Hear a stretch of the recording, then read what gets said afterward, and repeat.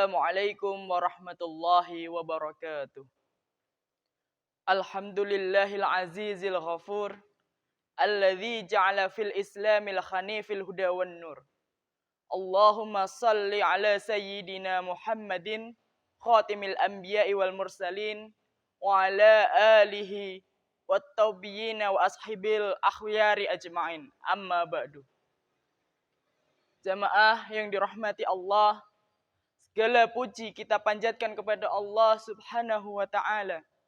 Kita memujinya dan meminta pertolongan, pengampunan, dan petunjuk hanya kepada Allah Subhanahu wa ta'ala. Oleh sebab itu, mari kita selalu bersyukur atas apa yang telah dikaruniakan Allah Subhanahu wa ta'ala kepada kita semua.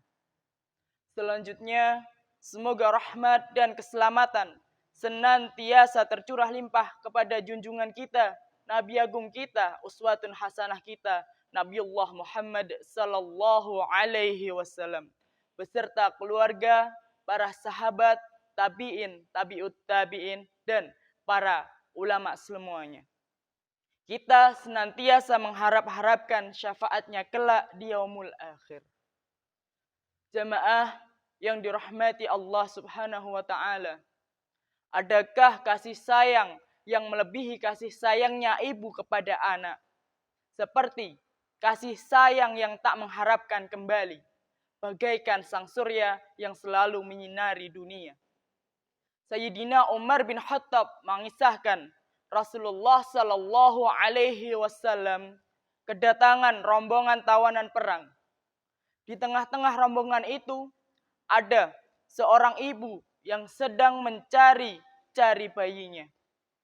Ketika ia berhasil menemukan bayinya di antara tawanan itu, maka ia pun memeluknya erat-erat ke tubuhnya dan menyusuinya. Rasulullah sallallahu alaihi wasallam bertanya kepada kami, apakah menurut kalian ibu ini akan tega melemparkan anaknya ke kobaran api? Maka kami menjawab, tidak mungkin demi Allah.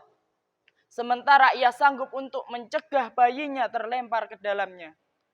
Maka Rasulullah sallallahu alaihi wasallam bersabda, sungguh Allah lebih sayang kepada hamba-hambanya daripada ibu ini kepada anaknya. Hadis riwayat Bukhari dan Muslim. Mudahnya, apakah ada seorang hamba pun yang tidak diberi rezeki oleh Allah Subhanahu wa ta'ala? Bahkan semut yang kecil saja dicukupi kebutuhannya oleh Allah Subhanahu wa ta'ala. Sementara kita masih melihat ibu yang tega membiarkan anaknya terlantar. Jemaah yang dirahmati Allah Subhanahu wa ta'ala, sebagai seorang hamba, kita perlu meyakinkan diri bahwa kita inilah hamba yang paling disayangi oleh Allah Subhanahu wa ta'ala. Bagaimana tidak? Berapa maksiat dan dosa yang kita lakukan, tapi Allah selalu mengampuni kita. Allah Subhanahu wa ta'ala tidak mengurangi kita, tidak mengurangi jatah kita sedikit pun. Jatah kita sudah ditentukan oleh Allah Subhanahu wa ta'ala. Tapi apakah Allah kemudian menguranginya? Misalnya, kita bekerja di suatu perusahaan. Ketika kita datang terlambat, atau ketika pekerjaan kita tidak selesai, kita pasti akan kena marah dan kemudian berujung pada pengurangan honor, ataupun bahkan kita akan kena PHK. Sementara Allah Subhanahu wa ta'ala tidak pernah mem-PHK hambanya. Apakah Allah pernah mengurangi nikmat kita? Tidak akan. Selama hamba itu mendekat kepada Allah Subhanahu wa ta'ala, Allah juga pasti mendekat kepada seorang hamba tersebut. Jika hamba itu menjauh, maka Allah Subhanahu wa ta'ala juga akan menjauh kepada seorang hamba tersebut. Allah Subhanahu wa ta'ala akan mengambil sikap sebagaimana sikap seorang hambanya. Akan tetapi Jangan sampai kita tertipu dengan berbagai nikmat dan kemudahan yang diberikan oleh Allah Subhanahu wa taala di dunia ini. Hendaknya kita tidak hanya bersandar dengan sifat.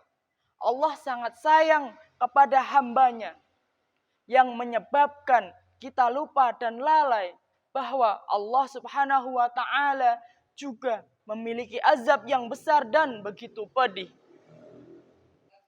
Allah Subhanahu wa taala berfirman dalam Quran surat Al-Hijr ayat ke-49 sampai ke-50. Bismillahirrahmanirrahim. Nabbi' ibadi anni anal ghafurur rahim. Wa anna 'adzabi huwal 'adzabul alim. Yang artinya, kabarkanlah kepada hamba-hambaku bahwa sesungguhnya akulah yang maha pengampun lagi maha penyayang. Dan bahwa sesungguhnya azabku adalah azab yang sangat pedih. Quran surat Al-Hijr ayat ke-49 sampai ke-50. Jamaah yang dirahmati Allah Subhanahu wa taala. Semoga kita senantiasa berada di dalam kasih sayang Allah Subhanahu wa taala. Sebab jika tanpa rahmatnya kita tidak akan pernah tahu, kita tidak akan pernah mengadu dan memohon belas kasihan kepada siapapun. Sedikit yang bisa saya sampaikan, semoga ada manfaat yang bisa kita ambil dan hikmah yang bisa kita ambil untuk kita terapkan dalam kehidupan kita sehari-hari.